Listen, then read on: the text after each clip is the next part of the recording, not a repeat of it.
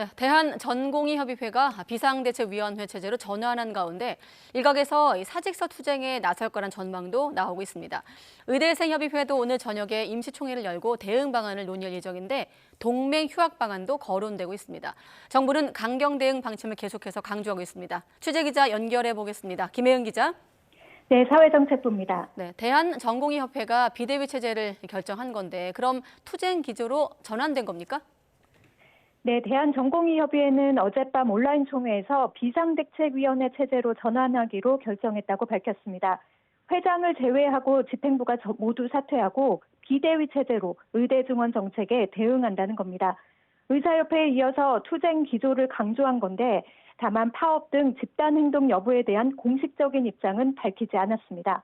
한꺼번에 단체 행동에 나서자는 의견과 병원별로 개별 대응하자는 의견 등이 팽팽히 나뉜 걸로 전해졌습니다. 일각에서는 전공의들이 이달 말 진행되는 병원과의 계약에 응하지 않는 사직서 투쟁에 나설 거라는 전망도 나오고 있습니다. 이런 가운데 의대생협의회도 오늘 저녁 임시총회를 열고 의대 증원에 대한 대응 방안을 논의합니다.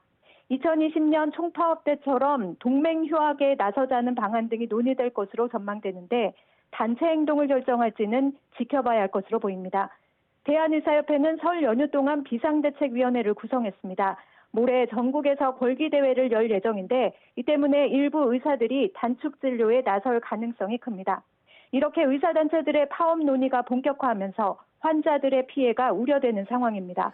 특히 전공의들이 단체 행동에 나설 경우 대학병원 응급진료나 취약 시간대 진료 차질이 불가피해서 환자들의 피해가 우려됩니다. 네, 정부는 의사들의 단체 행동에 대해서 강경 대응 방침을 밝히고 있는데 이런 기조는 여전한 겁니까? 네, 그렇습니다. 정부는 일단 전공의협의회가 단체 행동 계획을 표명하지 않은 것에 대해서는 다행이라고 밝혔습니다. 하지만 전공의들이 파업을 하지 않겠다는 입장을 밝힌 것도 아닌 만큼 이에 대한 대비에 주력하겠다고 강조했습니다. 정부는 전공의들이 사직서 투쟁에 나서는 상황에 대비해서 사직서를 수리하지 말라고 병원 측에 지시를 내렸다고 밝혔습니다.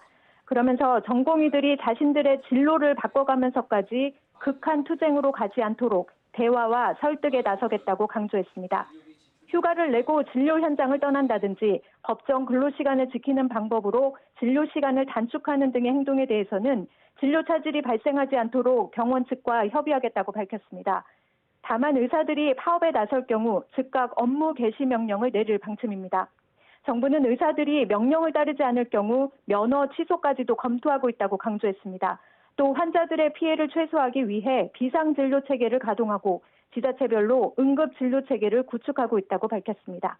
지금까지 사회정책부에서 전해드렸습니다.